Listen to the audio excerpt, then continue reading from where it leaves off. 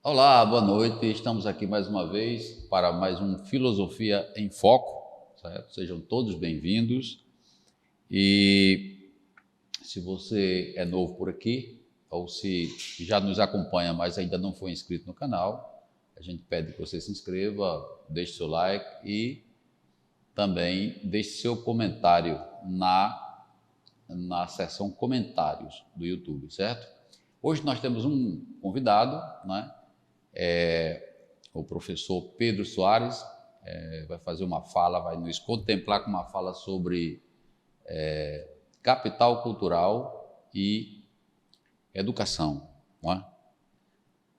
Sob uma perspectiva do pensador francês Pierre Bourdieu, né? Bourdieu, né? Isso. Bourdieu. Então, sejam todos bem-vindos para mais este evento, certo? O professor Pedro já esteve aqui por 2 vezes, fizemos 2 episódios, e ele é da área da filosofia, certo? E também tem formação na área da neuropsicopedagogia, é isso? Ciência também. Então, professor aqui também em escolas da nossa cidade, aqui de João Pessoa, e também é palestrante, certo? Então, eu já vou passando aqui para o meu amigo para que ele faça seus cumprimentos iniciais. Seja bem-vindo, caro professor Pedro Soares. Gratidão, meu amigo Marcos, mais uma vez, né? É uma satisfação imensa estar aqui em mais um episódio do Filosofia em Foco, né? Então, a gente vem aqui trazer mais um pouco de algumas ideias, né? Alguns pensamentos, para que a gente possa colaborar um pouco aí também com esse desenvolvimento crítico, né, Marcos? E levar essas palavras, levar a filosofia, levar a sociologia, boas palavras, para quem de fato esteja aberto a essa compreensão e de fato desenvolver esse pensamento crítico. Isso, beleza. Então, assim, eu vou, antes de devolver a palavra para você efetivamente fazer sua fala, eu vou fazer uma breve apresentação do Pierre Bourdieu, né? Pierre Bourdieu é um pensador francês, não é? Nasceu em 1930, portanto, do século XX, né? Um pensador do século XX, e é filho de uma família de camponeses, né? Certo? E que estudou filosofia e se graduou, se formou em filosofia aos 25 anos de idade, foi professor de filosofia por muito tempo e na verdade, entre 1955 e 1960, né? A vida dele deu uma virada, deu uma guinada, como a gente diz, né? Porque naquela época a Argélia, né, um país que hoje é situado no norte da África, era colônia francesa. E ele foi escalado para exercer a função militar, né? Nessa colônia francesa que era a Argélia. Então, quando ele chega lá, ele se depara, né, com uma situação social que ele começa a contemplar aquilo e começa a se envolver, e a partir dali ele desenvolve e começa a desenvolver um pensamento crítico sobre o que estava acontecendo ali, não é? E, na verdade, eu acho que ele passa por uma metamorfose, ou seja, uma transformação, porque praticamente ele sai da filosofia e adentra o universo social da sociologia, né? O universo da sociologia, né? O campo social, né? E a partir daí ele começa a pensar a questão da desigualdade, as questões da dominação e do dominado, né? E consegue uma projeção internacional. A década de 70 ele é considerado internacionalmente como um dos grandes pensadores, né, franceses, e ele vai fazer palestras por várias universidades na Europa, né, dos Estados Unidos e do Japão, certo? Então, ele tem uma teoria muito interessante que eu não vou deixar que o professor Pedro, na sua fala, vá abordando, e à medida que ele vá expondo, a gente vai podendo contribuir de alguma forma. Então, já passo aqui a palavra para o amigo. Vamos junto, meu amigo, vamos junto. Então, É uma oportunidade maravilhosa, né? Trazer o pensamento do Bourdieu. Lembrando que falar do Bourdieu, né, é bem interessante porque eu encontro os textos de Bourdieu em uma aula planejando uma aula de sociologia. Sim. Né? A gente não teve contato com o Bourdieu na universidade, mas planejando a aula eu encontro o Bourdieu nos livros. Né? E aí me chama a atenção porque eu vejo no Bourdieu como se fosse uma movimentação dos 3 principais sociólogos, né? Weber, Durkheim e Marx. Então, a gente consegue perceber, né, nas teorias do Bourdieu, esses 3 envolvidos. Né? Então, ele consegue fazer essa compilação e, de fato, demonstrar seu pensamento crítico em meio a esses pensadores também, né, no movimento desses 3 pensadores. Também pela ideia do professor Clóvis de Barros, né, que o professor Clóvis de Barros, por exemplo, ele, se não me falha a memória, ele foi aluno do Bourdieu ainda. Ele ainda comenta sobre isso, se não me falha a memória, acho isso. E como foi importante quando eu pego o Bourdieu falando sobre a educação e a questão da questão do capital cultural. Né? Foi o que me chamou mais a atenção, foi o capital cultural, esse envolvimento do capital cultural dentro das escolas. Mas aí, Marcos, antes de falar sobre capital cultural, é importante trazer alguns outros aspectos que são importantes para a gente entender o que é capital cultural. Sim. E essa posição dele em cima das escolas, né? Na visão da escola, né? Da educação como tudo, né? Exatamente. Aí, assim, você trouxe aí uma questão interessante, que ele, na verdade, se inspira muito na teoria de Max Weber, né? De Karl Marx e de Durkheim. É interessante porque, na visão do Pierre Bourdieu, ele não considera o sistema capitalista, né, como esses 3 pensadores consideram. Na verdade, ele parte desses 3 pensadores para criar seu próprio pensamento sobre o que ele acha, como se dá o processo do capitalismo na sociedade contemporânea. Né? Então, esses 3 pensadores pensam que o capital econômico é o que realmente está ali, como único, praticamente como se fosse único, né? Isso. Mas que aí ele vai dizer que não, que tem vários, mas especialmente o capital econômico e o capital cultural. Né? Ele agrega o capital cultural, né? E aí faz toda a sua teoria. Esse levantamento, né? A ideia também interessante que é a questão do prestígio, a questão de poder, também estão envolvidos nesse movimento todo, né? Isso. Então, por isso que ele traz essas perspectivas, né? Então, os campos importantes da gente entender, ou as ideias importantes da gente entender Bourdieu, né, antes de chegar no capital cultural, é a ideia de campo, por exemplo, né, Marcos? Pensando que nossa sociedade, né, é um grande cosmos, vamos dizer assim, e dentro desse grande cosmos tem microcosmos, né? Sim. Então, pequenas partes, dentro da nossa sociedade tem essas pequenas partes, que ele vai chamar de campo. Né? Sim. Então, quantos campos a gente não tem na nossa sociedade? Né? Então, a gente tem um campo na educação, né? Tem um campo artístico, tem um campo político. E aí, religioso. Né? Religioso. Então, vários campos a gente tem nesse envolvimento. Né? Então, sim, é isso que a gente vai chamar de campo. E dentro de cada campo, que é um espaço social, né? Onde vai ter lá suas próprias regras, cada campo constrói sua própria regra. Né? Então, cada campo com sua própria regra vai ter disputas por posições de poder. Né? Então, o Bourdieu já lança isso na visão do campo. Né? Então, seja o religioso, seja o educacional, seja o artístico, o político, vai ter essa disputa, né? Vai ter, de fato, essa movimentação por posição e pelo poder. Né? E quando a gente pensa aqui, por exemplo, no político, no espaço político, a gente tem aqui os políticos, partidos e instituições governamentais. Né?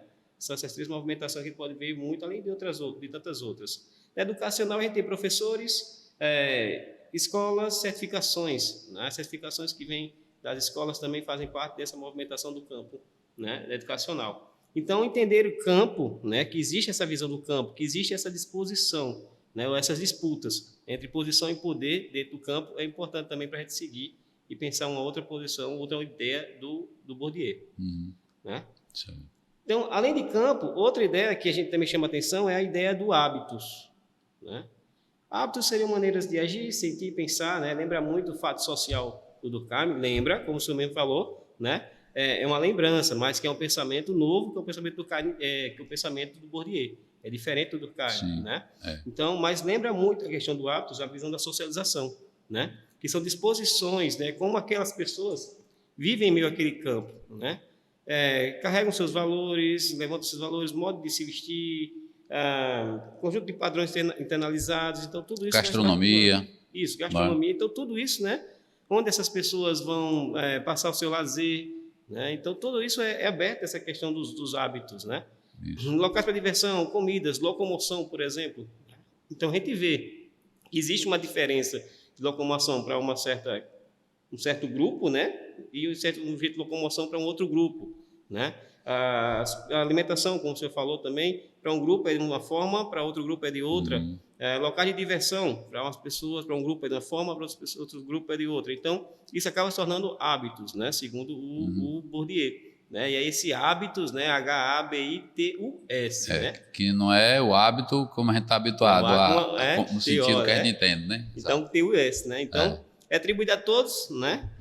Alguns podem nem usar, ou seja, por exemplo, como é que a gente pode colocar isso no exemplo, dessa ideia dos hábitos, né? A classe menos favorecida economicamente utiliza mais para locomoção o transporte público. Né? Uma classe mais favorecida vai usar Uber ou a sua própria condução. Né? Então, isso acaba sendo um hábitos, né? Acaba sendo uma movimentação de hábitos. Então, por mais que eu coloque que talvez alguém de uma classe menos favorecida tenha uma condição de ter um carro ou de ter uma locomoção, mas ainda acaba envolvendo, ou seja, gera os hábitos muitas vezes geram até alguns preconceitos, né? E a gente acaba lançando numa certa classe, num certo grupo, né? Que esse grupo possa ter a condição de também estar incluído desse outro, mas como tipo, a classe econômica dele é mais baixa, então acaba se envolvendo com ele, dizendo, não, talvez ele não tenha condição, né? Mas ele estava movimentando desse jeito, mas será? Talvez ele não tenha condição disso. Né? Então, acaba envolvendo isso tudo, a ideia do hábitos também, gerando um certo preconceito, muitas vezes. Né? Não sei se você conseguiu me entender, Marcos, mas essa ideia. Porque acaba sendo atribuído a todos que participam daquela classe, daquela movimentação, mas nem todos, de fato, conduzem aquilo ali. Promoção. Né? Quem é da classe econômica menos favorecida adora, né? Pega uma promoção. Né? Gosta muito da visão de promoção. Outras pessoas não vão estar muito pegadas à ideia de promoção, porque compra a hora que quer, né? Não pergunta nem o preço na hora de comprar. Né? Então, você acaba levando nessas diferenças. Né? Então, essa é a visão de hábitos. Né? Então, é bem interessante. Liga-se a tudo isso. Diversão, né? São padrões, preconceitos, normas, enfim, conduzidos por esses grupos. Né? E que esses hábitos, em função da categoria a qual pertence, a classe, né? A qual pertence, muda, né? Isso.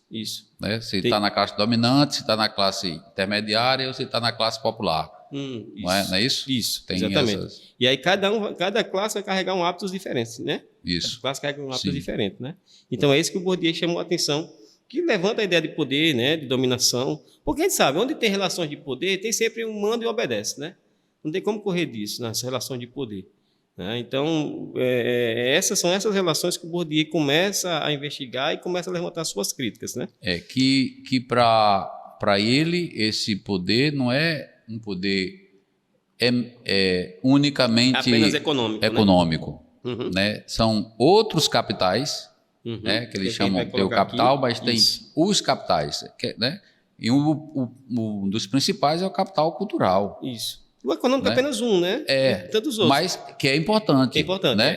Que é importante. Né? Mas movimenta muitos outros, né? Exatamente. Então, justamente, pegando essa parte do capital, a gente tem aqui o Bourdieu levantando a ideia de capital com recursos, né? Que os agentes, indivíduos ou grupos usam para obter poder, prestígio e posição dentro dos campos. Né? Isso. Então, ele divide basicamente esse capital em 4 campos, né? E aí, capital, a gente já nota também a diferença com relação ao capital do Marx, né? Como você já falou, que é diferente da ideia de capital, né? Então, as 4 tipos de capital que o Bourdieu levanta. O econômico, né, que vem de dinheiro, bens materiais, que é esse mais que está acostumado, né?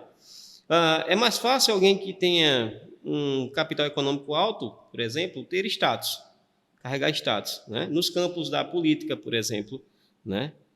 Lazer, ter uma condição maior de lazer, de saúde, por exemplo. Então, quem levanta esse capital econômico de condição maior, né? Dinheiro, bens materiais, se carrega nessa condição. Então, esse é o capital econômico. Tem o capital social. Né? Quem tem um levantamento de capital social, por exemplo, se relaciona mais, faz mais conexões, tem mais contatos. Né? Então, com isso, obtém mais benefícios também, favores, oportunidades, enfim, conseguir emprego, informações, ter acesso a informações mais rápido, ou informações que seriam acesso a informações privilegiadas, por exemplo. Né? Então, essas pessoas levantam bem essa ideia do capital social, né? E aí a gente tem também um capital simbólico, né? Que só existe quando é reconhecido e valorizado por pessoas ou grupos sociais. Né? Então, o simbólico, né? A questão do prestígio. Que muitas vezes, Marcos, me chama a atenção como a gente da filosofia, quando eu penso no ser filósofo, né? É uma questão acadêmica, né? Mas a questão do reconhecimento, né? É algo bem interessante em meio à comunidade, né? Porque, assim, os que conhecem filosofia dão um prestígio para quem é graduado em filosofia ou para quem é conhecedor da filosofia, né? E aqueles que não têm certo conhecimento, que é até natural, né? Não tem certo conhecimento sobre aquilo, ou só ouviu falar, né? Não se aprofundou naquilo, né? Foi pelo disse-me-disse, né? Que é justamente o que a gente pede na filosofia, né? Não fica no disse-me-disse, procure saber, né? Mas a gente tem essa tendência, não sei se também você tem essa ideia, Marcos, de que acaba gerando um certo preconceito com a filosofia. A gente viu isso muito durante a pandemia, até antes da pandemia, em 2019, 2018, né? Que a gente entendia ou a gente percebia as pessoas indo contra um movimento filosófico. Já vem durante um bom tempo, né? No período militar, quando começa a excluir filosofia, né? Enfim. Mas a gente percebeu ali no ano 2018, 2019, 2020, de fato, um desfavorecimento, um desprestígio à filosofia, né? Inclusive, acho que o ministro da Educação na época, né? O ministro da Educação da época também vetou filosofia. Uma das frases que me chamou a atenção foi quando ele disse: quer fazer filosofia, pague. Ou seja, ele estava tentando tirar a filosofia da condição pública, né, para que todos tivessem acesso, e reservando apenas um pequeno grupo. Aí as pessoas levavam a ideia, não, mas é porque ele não gosta de filosofia. E aí eu já pensei diferente. Eu disse, não, ele entende o poder da filosofia, né? Ele sabe por que, né, a filosofia existe, por isso ele está tentando retirar daquele grupo menos favorecido, né, que para eles não terem mais tanto acesso, e esse acesso ficar apenas para aqueles que teriam uma condição econômica maior. Que já é da classe dominante, né? Exatamente. Não, faz sentido isso que você está dizendo, porque a gente sabe que a filosofia ela tem um poder, a sociologia também, né? Ela tem um poder muito grande de elevar o seu pensamento à maioridade, né? Ou seja, você deixa de pensar infantilmente, né? Então, isso é um risco para o poder, para quem domina, porque na medida que você entende o conceito de Bourdieu, por exemplo, e você vê alguma questão ali, uma injustiça social, e você sabe qualificar, quantificar e explicar conceitualmente o que está acontecendo, então é uma ameaça para quem está querendo ir. Ele sabe o que está fazendo, mas as vítimas que estão sendo ameaçadas não sabem. Não alcança o porquê, onde é que está a chave da questão. Então, a filosofia ela tem essa... a filosofia, a sociologia, né? Essas ciências têm esse papel, que diria um papel ameaçador, né? Ameaçador no sentido de que as pessoas que dominam, né, não querem que os dominados tenham acesso. Mas esse capital cultural, que isso é um capital cultural, né?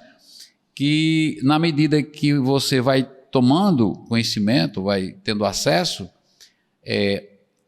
você converte esse capital cultural em capital transforma o hábitos, financeiro. Né? Exato. Né? Financeiro transforma o hábitos também da pessoa, né? Então é bem interessante essa ideia mesmo.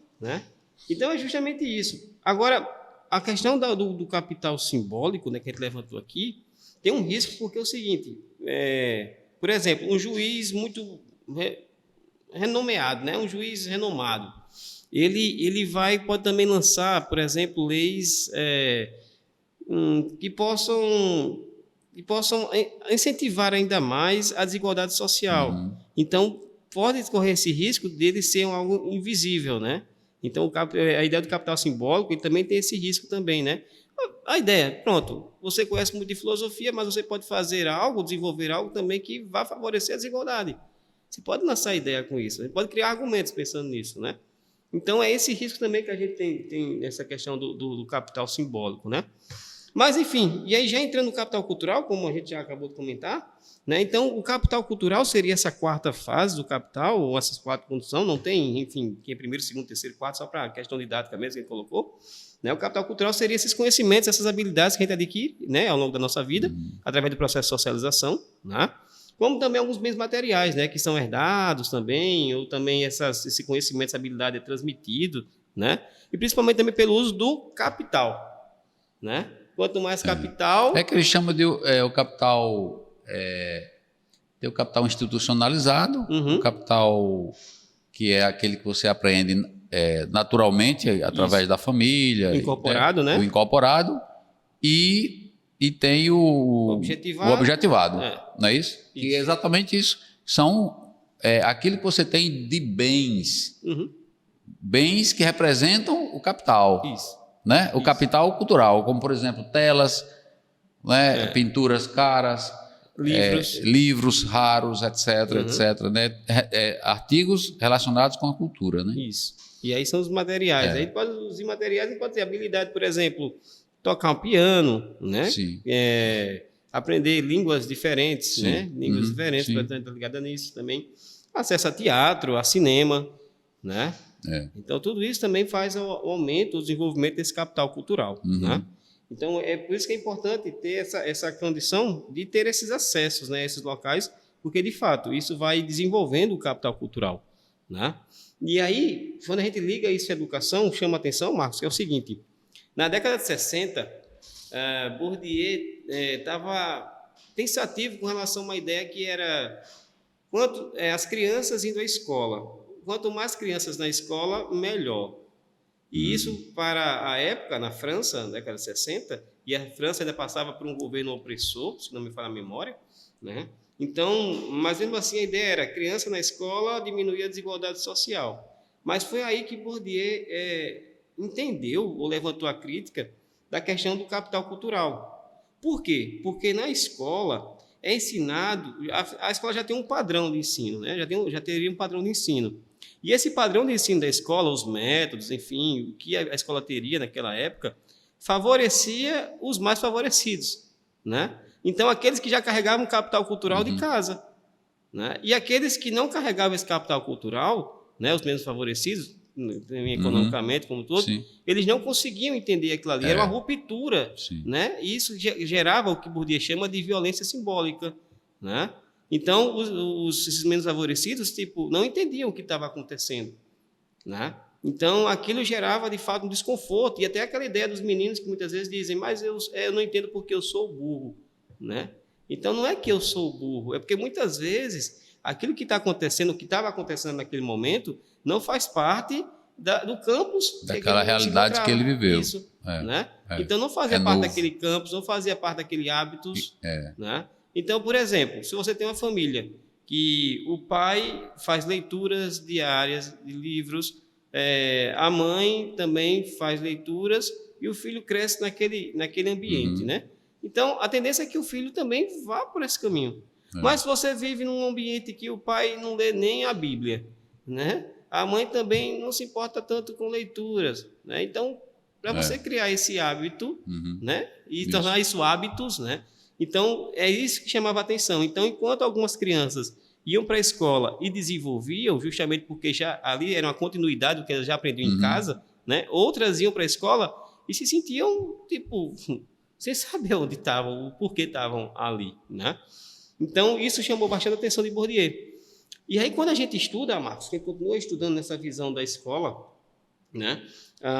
O que chama a atenção é que, de fato, você vive a escola, né, todos os dias, você percebe a diferenciação no currículo escolar, muitas vezes, de uma escola particular para uma escola pública. Infelizmente, a gente ainda vê essa desigualdade. Sim, né? Desnível. O trato, né? O currículo, o modo como é apresentado, é tanto que agora no Enem né? O que a gente mais via era memes desses youtubers brincando com os meninos de escola particular e dizendo o que acontecia da escola pública, e os meninos da escola particular assustados, né? A sopa no lanche. O menino, sopa no lanche na escola, né? O da escola particular ficou sem entender. Sopa no lanche. Não, é sopa no lanche, né? Então a tia chega lá e te dá uma mão assim cheia de bolacha creme cracker. Aí o menino parou e ficou, como assim? A tia com a mão cheia de bolacha me dá? Né? Então, hábitos diferentes, campos diferentes, Sim. e faz essa diferenciação a ser apresentada, que justamente é o que Bourdieu tratou nessa condição. A desigualdade que acaba a escola, muitas vezes, mantendo, né, essa questão, né? Então, acaba favorecendo aqueles que estão no poder. Que já estão no poder. Estão no poder. Então, isso vai dificultar ainda mais aqueles que não estão no meio dessa movimentação de poder econômico, dificulta ainda mais a chegada, né? Dificulta ainda mais a chegada. Uma coisa que me chama a atenção, e aí muitas vezes as pessoas não entendem, né, o meu orgulho de estar aqui assim falando, né, de filosofia, de ter terminado o curso de filosofia. Mas vê só, Marcos, eu fui para agronomia. Eu terminei escola pública e não tinha orientação alguma na época, 2002, 2004. Certo. E aí não tinha orientação. Eu não sabia para onde ir. Então, aquela ideia, né? Para quem não sabe onde vai, qualquer caminho serve. Né? Então, na minha primeira ideia foi agronomia. Eu fui para agronomia. Não tinha tanta orientação como a gente tem hoje. Bananeiras, né? Areia. Areia, né? Tem a família lá, não tem família lá, tal. Certo. Areia. Só que de areia, tal, eu me encontrei num lugar perdido. Porque não era o meu, só ia para a areia, era fim de ano ou uma vez no ano. Né? Então, eu cheguei lá, eu tinha que estudar máquinas agrárias, né? Zootecnia, né? Então, questão de agronomia, plantas, e eu não tinha tanto contato assim com esse campo, com esses hábitos. Então, era bem estranho. Né? Universidade, também não tinha participado tanto. É tanto que eu cheguei de bermuda na universidade e o professor perguntou se eu ia à praia, né? Mas, enfim, então, porque eram campos diferentes, né?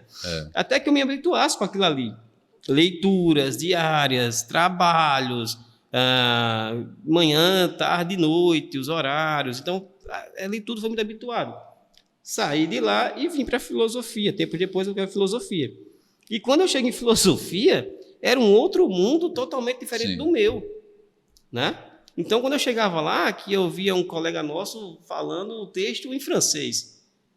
Então, o capital cultural dele já estava lá, e o meu estava ainda começando. Eu estava entendendo quem era Kant, quem era Descartes, quem era Platão, e os caras já estavam entendendo Platão, e já estavam falando de Platão, e já estava, enfim, eu ficava lá sentado, e agora, meu Jesus, eu continuo ou caio fora? Né? Porque meu capital cultural era pouco com relação ao que muitos apresentavam ali, né? Então, sempre pessoas mais experientes. Chegava com o Rubens tinha viajado a Europa, o mundo. Né? Então, o quanto de bagagem cultural ele não tinha, de capital cultural ele não tinha ali, né? O nosso amigo que falava de Levinas, falava tão bem de Levinas, e eu tentava entender que era Nietzsche, né? Então, eu estava ficando naquela briga. Só que, de fato, com o tempo, né? E aí vem essa, como você falou, né? São coisas que são adquiridas. Né? Por mais que a gente não tenha, a gente adquire. Sim. É mais difícil. Né? É por isso que eu digo a ideia do orgulho, o bom orgulho, né? Que é a ideia de que, mesmo não pertencendo àquela movimentação, àquele campus, eu fui tentando entender, me esforçando ao meu jeito, né? Fazendo aquela movimentação de que o que ele falava ali sobre Nietzsche, o que o professor falava ali sobre Platão, sobre Aristóteles, eu tentava pegar ali e jogar para a minha realidade, para a minha condição. O que é que eu podia ver ali do que eles estavam falando? O que me impressionou uma vez, Marcos, foi que a gente tem um texto do Ética Nicômaco, do Aristóteles, que a gente tinha que ler e fazer um trabalho, só não me recordo qual era a disciplina. E eu me lembro que eu estava em casa estudando, e à frente da minha casa tem uma vila. Né? E eu moro no Rangel, enfim, e aí eu me lembro que eu estava lendo sobre ética, né? Aristóteles me contando sobre ética, como fazer a movimentação ética, e eu só escutava a mãe do outro lado: venha para cá, né? Vai para lá, coisa ruim, com o próprio filho. Eu lembro que eu fechei as portas lá de casa e disse: espera aí, como é que eu vou ler Aristóteles aqui dizendo uma coisa, né? E lá fora eu estou vendo uma realidade diferente, né? Então, justamente, chama a atenção a visão do capital cultural, justamente isso, porque você começa a adquirir aquele capital cultural e você começa a perceber outras realidades, a viver outros campos, né? A criar outros hábitos. Sim. Né? Então, como é importante a gente entender isso, que justamente o capital, o dinheiro, ajuda nessa parte, mas também tem a outra, como você falou, o incorporado, o objetivado, o institucionalizado. Então, hoje, ser formado em filosofia, né? Para a gente que compreende a importância da filosofia, de fato, carrega um bom orgulho, porque a gente entende as dificuldades que a gente passou para entender tudo isso, né? Adquirir esse capital cultural e, de fato, poder estar aqui divulgando, falando, apresentando e dando aula. Né? Exatamente. Eu acho que é isso que faz a gente entender. E é isso que a gente deve desenvolver, que é fazer com que as pessoas entendam o que elas são, onde elas estão, o que elas podem fazer.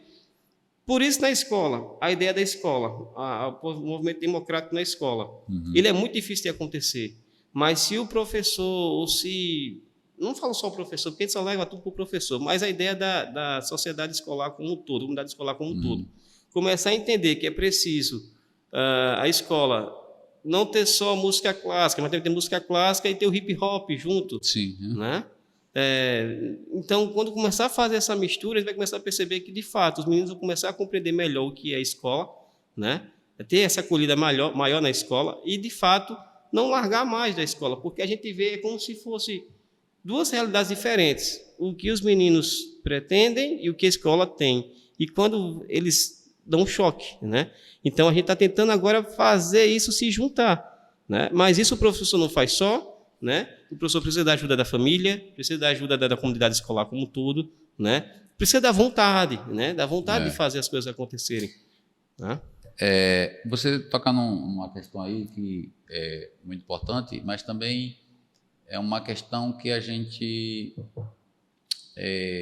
difícil de você mudar, porque cada classe ela tem as sua forma de comportamento, certo? E, de certa forma, a classe inferior olha para a classe de cima e tenta imitar, certo? Vê como é que o outro se conduz, como ele se porta, e ele começa a fazer um movimento para tentar... exatamente. E eu estou falando a do meio e a de cima. E a de baixo tenta imitar a do meio. Mas esse esforço que se faz não vai conseguir que as classes sejam homogêneas. Não chega. Porque dentro de cada classe não há homogeneidade. Imagine entre as três classes, ou mais classes, no caso aqui ele considera três classes aqui. Né? A dominante, a pequena burguesia e a classe popular. Né? Ele vai levar vai chamar de classe dominante a burguesia oriunda da indústria e a burguesia oriunda do mercado financeiro. Então, ele diz uma coisa interessante ali, que mesmo na classe dominante, 0,01% dos componentes da classe dominante, que seria 1%, tem um volume de recurso financeiro, econômico, muito maior, esse 0,01%, do que o restante da classe dominante. E como é que ele justifica isso? Porque esse pequeno percentual de 0,01% representa a classe burguesa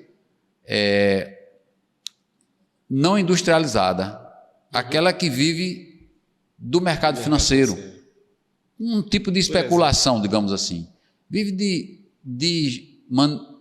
especular o dinheiro. O restante todinho dessa classe dominante é exatamente a classe industrial. né? Representava a classe industrial.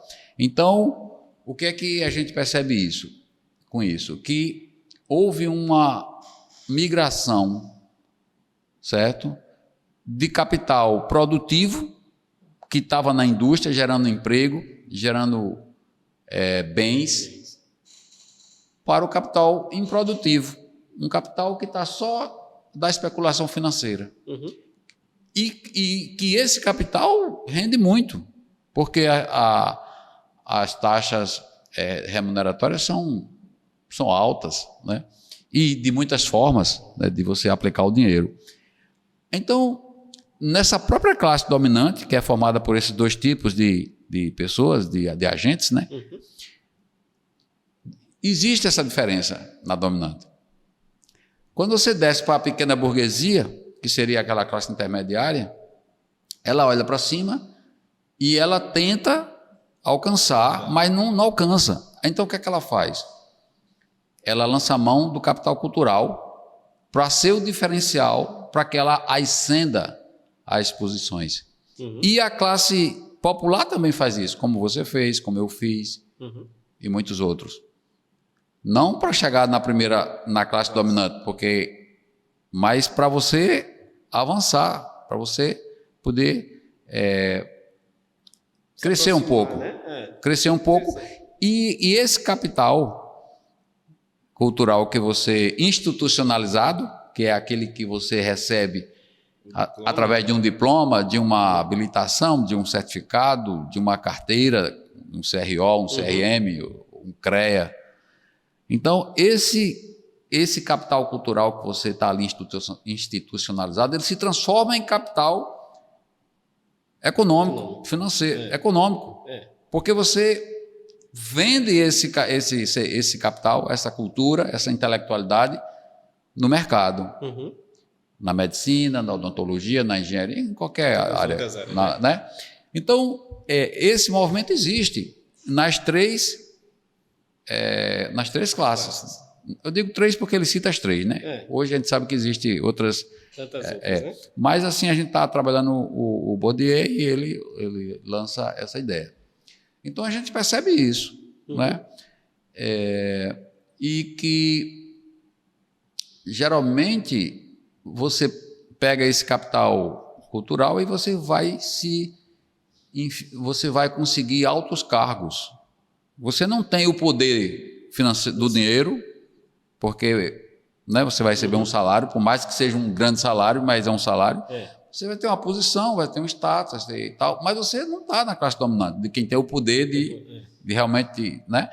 Mas você fica essa briga na questão intelectual, né? Que é o capital cultural, entre as classes dominantes, e por isso que você vê hoje na TV, chega um grande empresário, né? Por exemplo, não defendendo a questão do 6-1, né? Sendo contra, e chega uma pessoa que tem o capital cultural, mas não tem grana, e faz a defesa com uma maestria tremenda. Então, tem essas questões, né, que a gente observa. Né? Justo, muito bom, justamente. E aí, justamente, falando ainda nessa questão, né, que já está em debate, né, a questão do trabalho, né, 6x1, 6x2, 5x2, né, que está na briga, né, 4x3, enfim. Então, quando a gente fala também nessa questão, fazer essas mudanças, mas sem diminuir o salário, né, que é uma coisa importante a se pensar, porque se você diminuir o salário, né, diminuir o tempo de trabalho, mas diminuir o salário, então, basicamente, você retira também a condição do trabalhador de ter acesso à cultura. Eu penso que aí seria o seguinte, professor Pedro, o final de semana remunerado, né? Exatamente. Porque você trabalharia de segunda a sexta, no sábado e domingo é o que a Constituição manda, pede, né? Tal, isso, né? Isso. A CLT, melhor dizendo, né? Isso. Porque assim o pai de família vai ter acesso, vou ter acesso com sua família ao lazer, né? Ao teatro, ao cinema, né? Com mais espaço de tempo com relação a isso, né? E aí isso trazia um aumento à questão do capital cultural, né? Então, isso que seria importante, ter esse tempo, né? e fazer esse tempo acontecer. Porque se a gente pensa, pô, a gente na época da gente foi ter acesso ao cinema já tarde, né? Eu tive acesso ao cinema muito tarde, né? Então o cinema é uma das grandes bases culturais que a gente tem, né? Como é importante a gente ter acesso ao cinema, né? Hoje a gente também tem acesso agora e aí outro ponto, a essas TVs, esses streamers, né? Netflix, né? Disney Plus, tantas outras aí. Mas quem tem acesso mais é quem tem um capital, né, econômico, né? Então, quanto mais capital econômico, mais capital cultural, né? Então, era a desigualdade que você observa nas escolas. Enquanto os meninos chegavam lá comentando das férias que passaram nos Estados Unidos, os outros comentavam das férias que passaram em Alagoa Grande, né, aqui no interior da Paraíba. Né? Então, a gente já nota também essas diferenciações nas escolas, claro, também, sim, né? sem dúvida. Então, isso carrega também a diferença em relação ao capital cultural de cada um. Exatamente. Porque é uma outra... ele faz uma observação que as classes populares, nitidamente, elas têm uma dificuldade grande e a experiência a pesquisa empírica mostra isso, né? De estar sempre preocupado com se o dinheiro vai dar para pagar a conta durante o mês. Isso. Vai dar para fazer feira, mais o aluguel, mais água, energia, mais o remédio, mais isso. Não dá. Na maioria das vezes, não dá, porque é pouco, certo? Então, como ele não tem o acesso ao capital cultural, né, como as outras classes têm, mais facilidade, né, digamos assim, então, naturalmente, ele é conduzido para um tipo de trabalho que não é o intelectual, porque o trabalho intelectual exige o capital cultural. E com isto, os membros dessa classe, que ele chama de classe popular, vai ficar à mercê de um trabalho físico, que nós aqui chamamos de um trabalho braçal, né? Então, ele vai dizer que isso é a desigualdade produzida pela classe dominante, porque não distribui renda. Quando eu digo distribuir renda, o dia desse estava falando isso, aí o coitado, ele disse: pai, vou precisar pegar meu dinheiro e sair dando ao povo. Não, distribuir renda não é você pegar o seu dinheiro e dar ao povo. Distribuir renda é ser justo com quem faz você avançar na sua conquista financeira. Então, se você tem um funcionário e você contempla com todos os direitos, né? Então você está sendo... Né? Então é nessa linha, né, de pensamento. Certo? Então é isso, Marcos. Essa ideia que a gente queria trazer, porque a gente traz essa propedêutica, né? Com relação ao Bourdieu. Com certeza, o bom do Filosofia em Foco é justamente isso, que a gente tem esse tema levantado e com certeza outros temas do próprio Bourdieu, que serão trazidos depois, vão complementar isso que ele está acabando de apresentar, né? Mas é justamente isso que a gente tentou trazer, é mostrar como Bourdieu utiliza essa sua crítica, né, para mostrar essas relações de poder e como essa ideia da desigualdade existe ainda fortemente em meio à sociedade, né? Então, falando do Bourdieu da década de 60, 70 e estamos aqui em 2024. Então, a gente nota que as coisas ainda acontecem, né? Ainda acontecem. 22 anos da morte dele, né? Então, justamente. Então, a gente vê ainda esse abismo entre as classes, né? Esse abismo econômico, cultural. E eu acho que vai aumentar ainda mais. Rapaz, eu vi uma fala do Musk, né? Elon Musk. Numa entrevista, o cara perguntando como é que será o futuro, né? Assim, porque na medida que a inteligência artificial, mas todo esse processo de automação, né, vai avançando e sempre num nível muito maior, muitas pessoas, pela falta do capital cultural, vão ficando à margem, né? Esses que pertencem à terceira classe. Então vai ter um momento que eles não vão ter condições de se empregar, porque o trabalho braçal praticamente vai sumir, vai ser tudo automatizado, né? Vai ficar o mínimo, vai ser tudo automatizado. E aí como é que fica? Não, precisamos pensar em criar uma renda, tipo um Bolsa Família, sei lá, né? Para dar a essas pessoas no mundo todo que não tem. Quer dizer, eu fiquei olhando assim, né? Uma coisa, para mim, absurda, né? Porque